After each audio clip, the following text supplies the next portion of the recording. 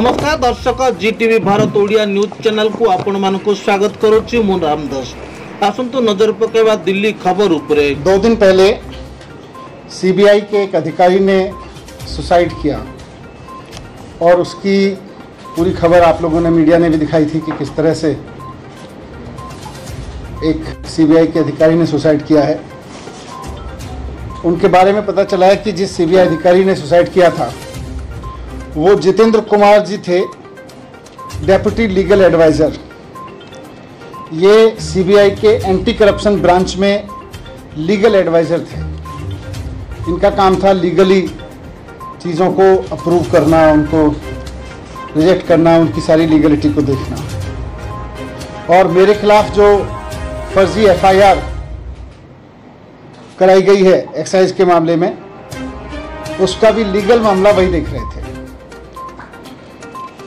पता ये चला है कि मेरे खिलाफ गलत तरीके से केस बनाकर ये उनके ऊपर दबाव डाला जा रहा था कि मेरे खिलाफ गलत तरीके से केस बनाकर मुझे अरेस्ट कराने की लीगल मंजूरी दें।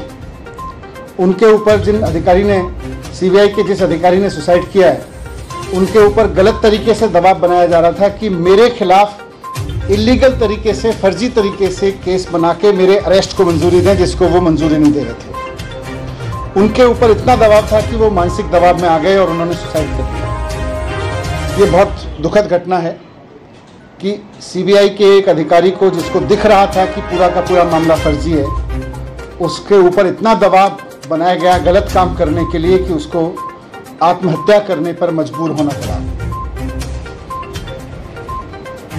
मुझे फंसाने के लिए, मुझे अरेस्ट करने के लिए, किसी फर्जी केस को लीगली साउंड बनाने के लिए एक अधिकारी पर इतना दबाव बनाने पर आ गए ये लोग कि अब बेचारे उस अधिकारी को सुसाइड करना पड़ा। ये बहुत अफसोसजनक है।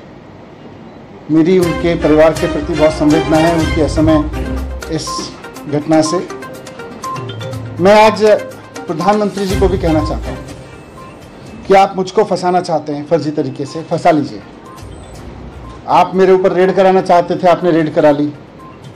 आप फर्जी एफआईआर करा चुके मेरे ऊपर।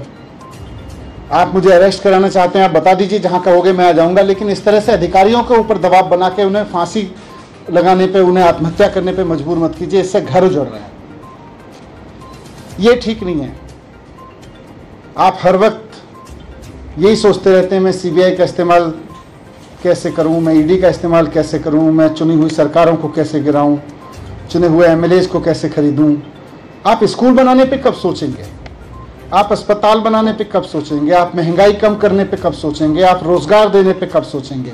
आप केवल यही सोचते रहते हैं कि कैसे सीबीआई पे दबाव बना के चुनी हुई सरकार को गिराऊं विपक्ष की, कैसे चुने हुए एमएलएज को खरीद लूं विपक्ष के। मैं आज आपके सामने इस घटना से मैं बहुत आहत हूं और मैं आपके सामने प्रधानमंत्री जी से 3 प्रश्न पूछना चाहता हूं। जो सीबीआई के अधिकारी ने सुसाइड किया, जिसके ऊपर बहुत दबाव था कि वो मेरे खिलाफ पूरे के पूरे केस को लीगली साउंड बनाए और उनको आत्महत्या करनी पड़ी जितेंद्र कुमार जी को, उसके सिलसिले में मैं प्रधानमंत्री जी से 3 सवाल पूछना चाहता हूं कि अधिकारियों पे इतना दबाव क्यों बनाया जा रहा है कि वो आत्महत्या करने जैसा कदम उठाने पे मजबूर हों। आप अपने राजनीतिक विरोधियों को कुचलने के लिए अपनी ही सरकार के अधिकारियों को और कितना टॉर्चर करोगे? दूसरा सवाल है मेरा कि क्या अब भारत की केंद्र सरकार का काम केवल ऑपरेशन लोटस चलाना रह गया है? जिस तरह से राज्यपालों से, उपराज्यपालों से दबाव डाल के उनसे उल्टे सीधे काम कराए जा रहे हैं, जिस तरह से सीबीआई पे दबाव डाल के, ईडी पे दबाव डाल के उल्टे सीधे काम कराए जा रहे हैं, तो क्या अब केंद्र सरकार का काम केवल ऑपरेशन लोटस चलाना रह गया है? ये मेरा दूसरा सवाल है प्रधानमंत्री जी से। और तीसरा सवाल है कि जनता की चुनी हुई सरकारों को कुचलने के लिए और कितनी कुर्बानियां आप लेंगे, ये बताएं। ये बहुत दुखद घटना है। विपक्षी सरकारों को कुचलने के लिए सीबीआई के ऊपर इतना दबाव के अधिकारियों को सुसाइड करने पे मजबूर होना पड़े, ये इस देश में पहले कभी नहीं हुआ। बहुत दुखद है और मैं उम्मीद करता हूं कि प्रधानमंत्री जी मेरे इन तीनों सवालों को गंभीरता से लेंगे और थोड़ा इस पर सोचेंगे। की है और उसमें वो आपके ऊपर आरोप लगा रहे हैं और एक स्टिंग ऑपरेशन किया जिसमें आरोपी नंबर 13 का स्टिंग ऑपरेशन दिखा रही है बीजेपी और आरोप लगा रही है कि 6% कमीशन दिया गया।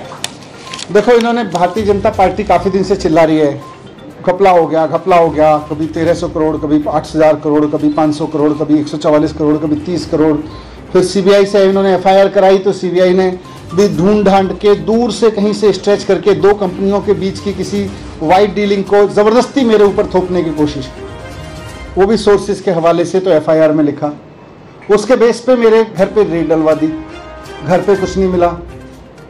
मेरे परिवार का लॉकर तलाश लिया बैंक का, उसमें कुछ नहीं मिला। अब जब सीबीआई से एक तरह से क्लीन चिट मिल गई कि जी इनके पास तो कुछ नहीं मिल रहा, तो अब बीजेपी कह रही है जी देखो सीबीआई नहीं ढूंढ पाई, अब हम स्टिंग करके देंगे। फिर वो कोई सड़क पे चौराहे पे खड़े होकर किसी को गाड़ी पे बिठा के कुछ कहते हैं, उसके कोई सवाल जवाब करते हैं, वो स्टिंग है? मजाक है। तो ऐसे स्टिंग मेरे पास भी है, मैं भी दे दूंगा कल बहुत सारे, फिर आप उसको भी चलाना।